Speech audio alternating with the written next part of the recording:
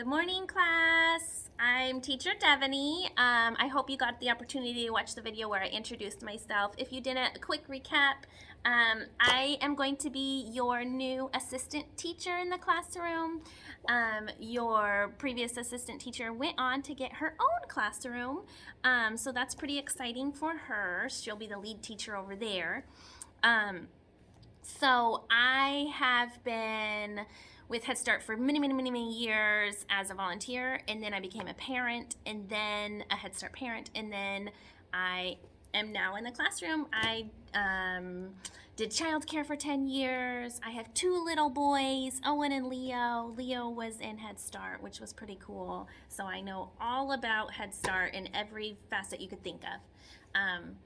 I also volunteer for the Head Start Oregon Food Bank collaboration that we do once a month. So if you have questions about that, email me. But anywho, Teacher Devinnie, that's me. I'm going to be working with your kiddos. Hi kiddos, I hope you're here so that you are ready to do some virtual learning. I apologize. It's really tough when class gets canceled, so I'm bringing class to you. I'm going to start basic and simple. We're gonna read a book together. Reading is the #1 way we can build our vocabulary, explore our world, especially because it brings to life things that we don't have at home. I'm pretty sure most of you don't have a scorpion or a rattlesnake. So we're gonna learn a little bit in our book. It's called Sand Dwellers, From Desert to Sea, by Clarissa Martinez and Erin Seagraves. These are the people that wrote the book. This book, I chose Sand Dwellers because it's part of our study that we're doing right now. We're studying sand, which is super cool. It seems so basic and simple, doesn't it? But there's so much info. So let's dive right in. Sand Dwellers, From Desert to Sea. Okay, this looks like it might be kind of hard to see the words, so I'm going to read them a little bit faster because if they're colorful like that, it's going to be hard to see. Sand is used in all kinds of ways by creatures big and small.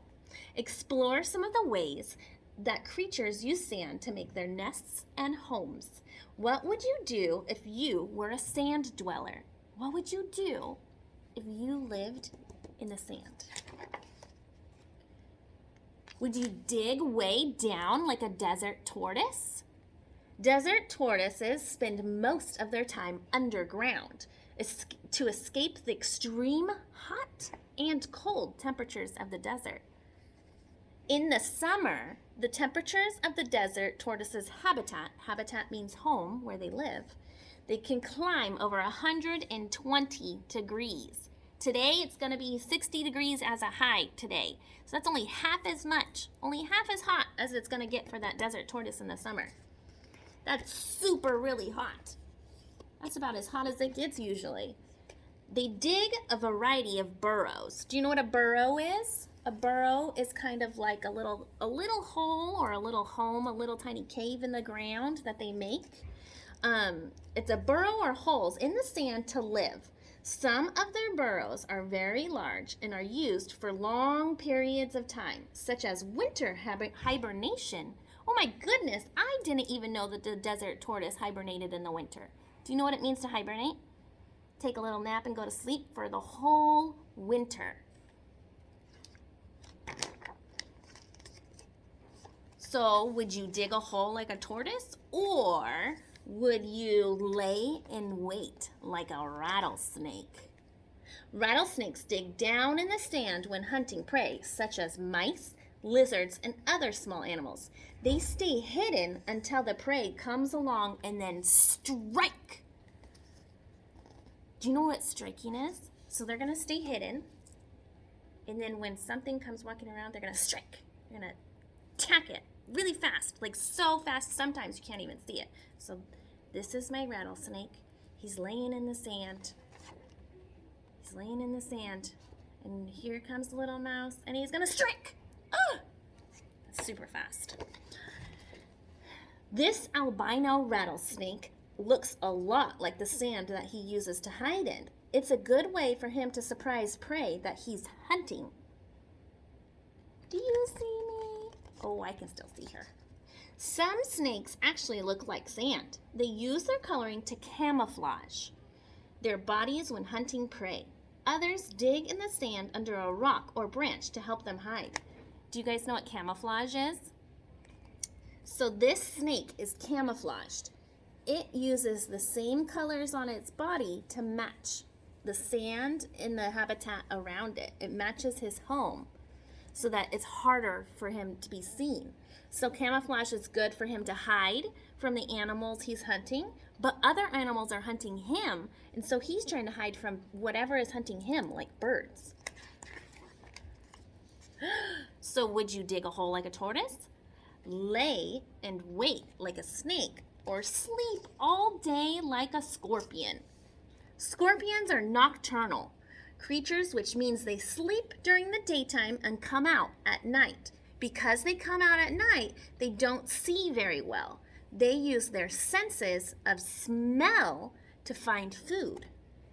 Scorpions are native to the Mojave and Sonoran deserts, located in the southwestern United States and northern Mexico. Look at that desert. It is so dry, the ground is cracking.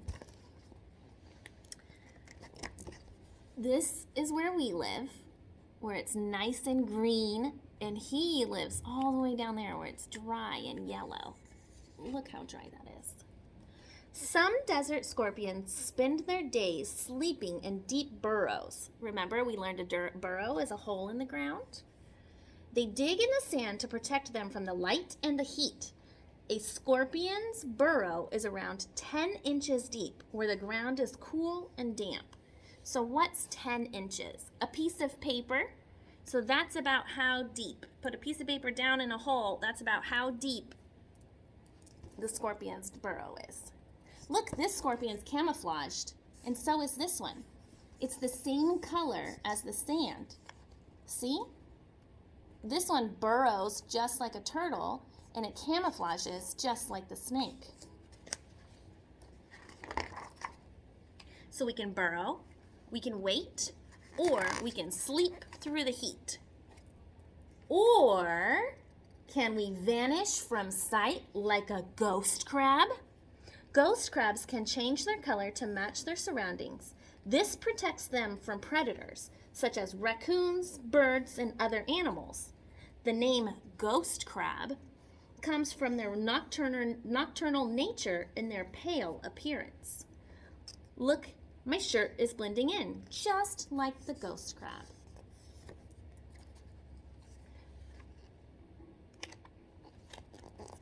Look, the ghost crab burrows, it camouflages, and it's also kind of cute.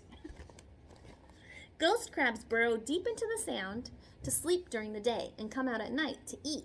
Young crabs burrow close to the water's edge, and older crabs dig further up from the water. You could scamper like a sea turtle. Sea turtles live in the sea, but they lay their eggs on sandy beaches. Look at that cute little sea turtle baby. When the sea turtles grow up, they will return to the same beach where they were born to lay their eggs. Go, little turtles, go! They're all hatching and ready to go to the ocean. Sea turtles use their back flippers to dig a round hole deep in the sand and lay their eggs. They cover the eggs with sand and seagrass to hide the eggs. After baby sea turtles hatch, they race towards the water to live in the sea. So the sea turtles go up, dig a hole, lay their eggs. Their eggs stay there until they're ready to hatch, and then they run out back to the sea.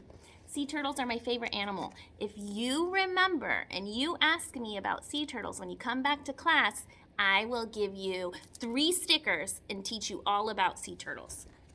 Remember that. That's your homework. Remember, what's Teacher Devinnie's favorite animal? Sea turtle. Uh-oh, our page is stuck. There we go. Slowly creep like a sand dollar. Did you know sand dollars slowly creep? A sand dollar is a type of sea urchin that is round in shape with a petal-like pattern. I'm saving my Mine for a rainy day. These sea urchins are named sand dollars because they are often the same size and shape as the American silver dollar coins. Look at that.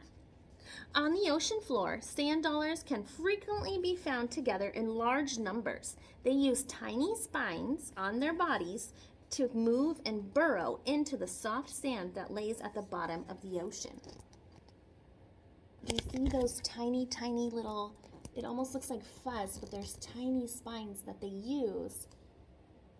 It looks blurry, but it's not blurry. It's little tiny, tiny fuzzy spines. They're hard, that they use to move and burrow down into the sand. Would you lie flat like a flounder? A flounder is a type of fish that has adapted to life on the sandy bottom of the ocean floor. When flounders are young, they have one eye on each side of their head, but as they get older, both eyes move to the same side. Could you imagine? You laid on your side so much that your eyeball actually moved to the same side? Look at that.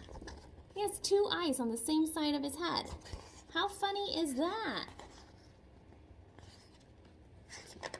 Flounders' colors and markings camouflage them. There's that word again, camouflage. Animals use it a lot so they can hide, huh? They can quickly lay flat and cover their bodies with sand and hide to wait for prey like shrimp, crabs, and small fish for them to come by. They must eat a lot of shrimp, crab, and small fish. Would you make yourself a home like a hermit crab? Hermit crabs make their homes by moving into other animals' shells. So this crab didn't grow this shell. He found it. Their bodies are soft, so their shells protect them from predators such as sharks, fish, and squid. As they grow, hermit crabs leave their old shells behind and move into a larger shell. Hermit crabs are nocturnal. There's that other word again, nocturnal. It sleeps at night and can live underwater because they are omnivores, which means they eat both animals and plants. They're able to find a variety of food wherever they go. Omnivores. I'm an omnivore too because I eat animals and plants. I eat hamburgers and french fries. Desert, beach, and sandy bottoms. Wow, that was a lot of animals. So I wonder, what would you do if you lived in the sand? Would you lay in wait like a rattlesnake? Would you sleep all day like a scorpion? Or would you try to vanish in camouflage like a ghost crab? I'm curious. You tell me. All right, I hope you enjoyed the book. Thank you so much. Have a great day. I'm excited to see you all back in class.